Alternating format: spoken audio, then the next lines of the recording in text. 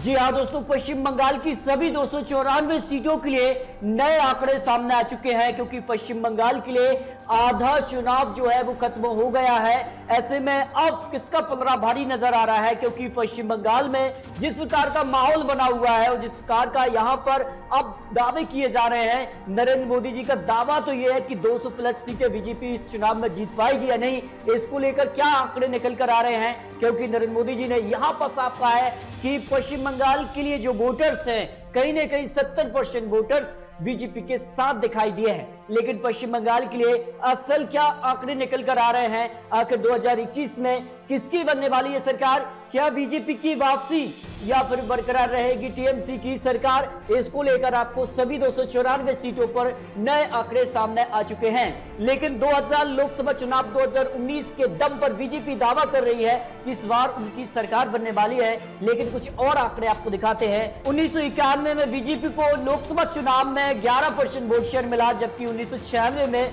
सिर्फ 6%। लेकिन 1998 इसका आंकड़ा बढ़ा 10%, लेकिन 1999 आंकड़ा फिर 11% तक पहुंचा। लेकिन 2004, 2009 और 2014 में ये 17%, लेकिन 2019 में जबरदस्त इजाफा हुआ था, 40% वोट शेयर लगभग बीजेपी को 2019 चुनाव में मिला। और इसी दम पर बीजेपी दावा कर रही है कि इस बार उनको करीब 45% वोट शेयर बंगाल चुनाव में मिलने वाला है। इसको लेकर आपको कुछ महत्वपूर्ण आंकड़े दिखाने वाले हैं। जहां बीजेपी टीएमसी को टक्कर दी थी लोकसभा चुनाव दौरान, यहां पर बात करें तो बीजेपी को यहां पर जबरदस्त इजाफा हुआ था। इसके आंकड़े क्या कहते हैं, क्योंकि बंगाल के लिए फिलहाल दो पार्टियों में ही यहां पर टक्कर दिखाई दे रही है, टीएमसी और बीजेपी। हालांकि कांग्रेस लेफ्ट गठबंधन का जो एक यहां पर मजबूत स्तंभ था, कहीं ना कहीं बंगाल के लिए वो यहां पर नजर नहीं आ रहा है। लेकिन जो आंकड़े हैं, बीजेपी टीएमसी में कांटे का मुकाबला देखने को मिलेगा। लेकिन निर्णायक यहां पर कांग्रेस लेफ्ट गठबंधन होने वाला है, क्योंकि 2016 में एक तरफा तृणमूल कांग्रेस को 211 सीटों पर जीत मिली थी, वही बीजेपी को सिर्फ 3 सीटों पर। लेकिन लोकसभा चुनाव और जिस प्रकार का माहौल बीजेपी ने बंगाल के लिए बनाया है, उससे साफ अंदाजा लगाया जा सकता है कि इस बार कुछ बड़ा होने वाला है। अब क्या होगा, इसको लेकर सारे आंकड़े आपको देंगे, सभी 294 सीटों पर आंकड़े। आखिर में आपको महत्वपूर्ण सर्वे के आंकड़े, किसकी बनेगी सरकार, कितनी सीटें किसके पक्ष में जा सकती हैं, इसके लिए आपको आंकड़े। सबसे पहले बात करते हैं बांकुरा की 12 विधानसभा सीटों पर जो आंकड़े यहां पर बन सकते हैं। बीजेपी को 7 विधानसभा सीटों पर जीत मिल सकती है, टीएमसी को 2 और 1 सीपीआई और 2 कांग्रेस गठबंधन के खाते में जाने की संभावना लगाई जा रही है। जबकि उत्तर दिनाजपुर की 9 विधानसभा सीटों पर यहां पर बात करें तो बीजेपी को करीब 5 विधानसभा सीटों पर जीत मिलने का अनुमान है, जबकि टीएमसी को 3 और यहां पर 1 सीपीआई गठबंधन के खाते में जाने की संभावना यहां पर दिखाई दे रही है।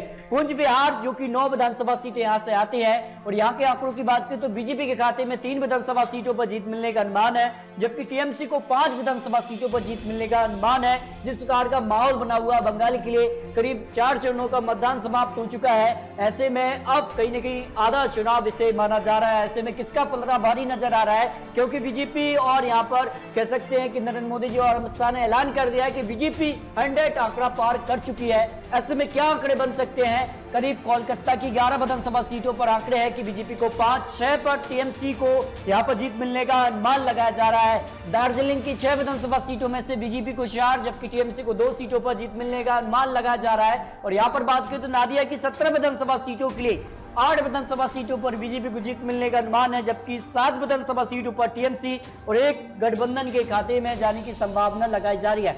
जबकि पश्चिमी मेदिनीपुर की 19 विधानसभा सीटों की बात करें तो बीजेपी के खाते में 11 विधानसभा सीटों पर, जबकि टीएमसी को 5 और सीपीआई कांग्रेस गठबंधन के खाते में 3 विधानसभा सीटों पर यहां पर जाने की संभावना दिखाई दे रही है। पुरुलिया की 9 विधानसभा सीटों की बात करें तो बीजेपी के खाते में 4 विधानसभा सीटें, जबकि टीएमसी को 5 विधानसभा सीटों पर जीत मिलने का अनुमान यहां पर लगाया जा रहा है। अब तक 99 सीटों पर बीजेपी को 50 विधानसभा सीटों पर आंकड़े मिलने की संभावना है, जबकि टीएमसी को 37, सीपीआई कांग्रेस गठबंधन को करीब 11 विधानसभा सीटों पर, अन्य के खाते में 1 सीट पर जीत मिलने का अनुमान। अब तक 99 सीटों पर जो आंकड़े निकलकर सामने आए हैं। लेकिन आगे क्या होने वाला है, इस पर भी आपको महत्वपूर्ण आंकड़े पूर्व मेदिनीपुर की 16 विधानसभा सीटों में से बीजेपी को 10, टीएमसी को 5 और एक गठबंधन के खाते में जाने की संभावना लगाई जा रही है। जबकि दक्षिण 24 परगना सबसे महत्वपूर्ण माना जा रहा है, क्योंकि 2016 में टीएमसी ने यहाँ पर मजबूत यहाँ पर स्तंभ था और जिस प्रकार से कई बड़े नेता टीएमसी से निकल चुके हैं, ऐसे में दक्षिण 24 परगना में क्या टीएमसी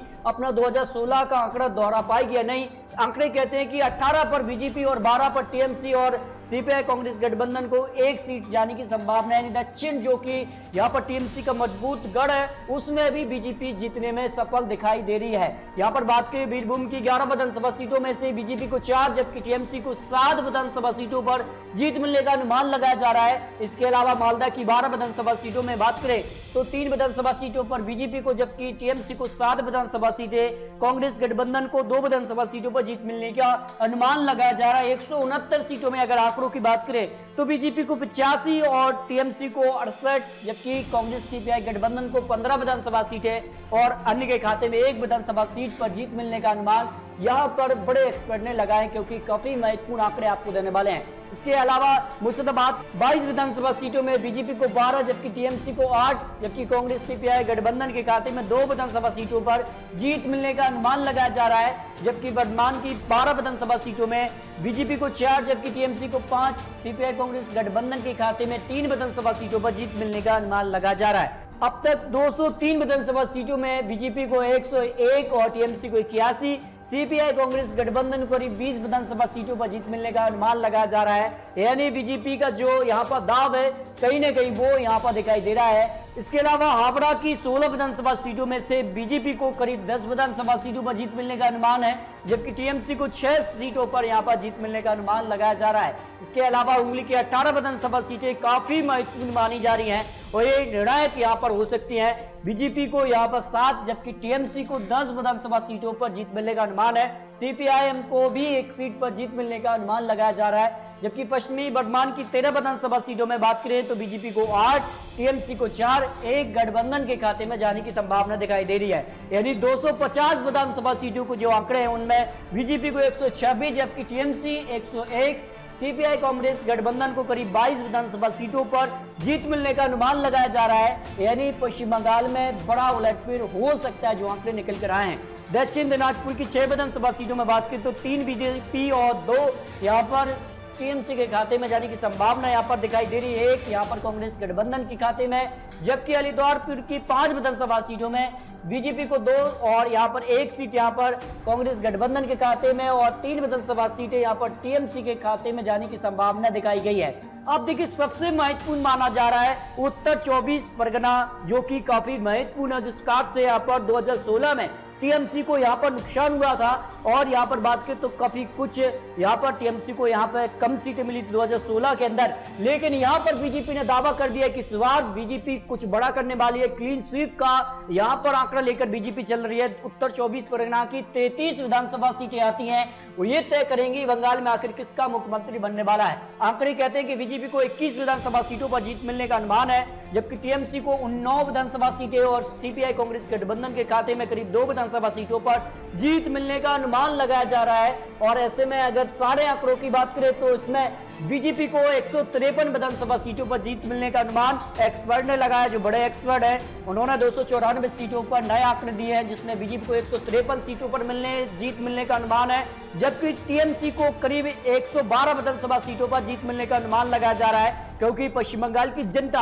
एकदम से यहां पर नई पार्टी का चयन करती है। 2006 और 2011 में जिस प्रकार से बदलाव देखने को मिला था, 2016 के अंदर भी टीएमसी को बड़ी जीत मिली थी। यानी टीएमसी को काफी नुकसान होने की संभावना बंगाल के अंदर यहां पर लगाई जा रही, क्योंकि यहां पर प्रशांत किशोर ने भी दावा किया है कि इस बार बड़ा उलटफेर हो रहा है और बीजेपी यहां पर मजबूत नजर आ रही है। जबकि सीपीआई कांग्रेस गठबंधन के खाते में करीब 26 विधानसभा सीटों पर जीत मिलने का अनुमान है, अन्य के खाते में भी 3 विधानसभा सीटों पर जीत मिलने का अनुमान लगाया जा रहा है। यानी 148 का जो आंकड़ा है वो बंगाल के अंदर बीजेपी को मिलता नजर आ रहा है, जो आंकड़े निकलकर सामने आ रहे हैं। लेकिन आने वाले समय में क्या होगा ये तो आने वाला समय ही बताएगा, क्योंकि फाइनल रिजल्ट तो आपको 2 मई को ही देखने को मिलेंगे। लेकिन दोस्तों आपको क्या लगता है, पश्चिम बंगाल में क्या बीजेपी अपनी सरकार बनाने वाली है या फिर बरकरार रहेगी टीएमसी और ममता बनर्जी हैट्रिक लगाएंगे, इस पर अपनी राय कमेंट बॉक्स में रख सकते हैं। ये तो चुनावी आंकड़े, चुनावी अनुमान है, आने वाले समय में आंकड़े बदल भी सकते हैं, तो प्लीज अपनी राय कमेंट बॉक्स में रख सकते हैं।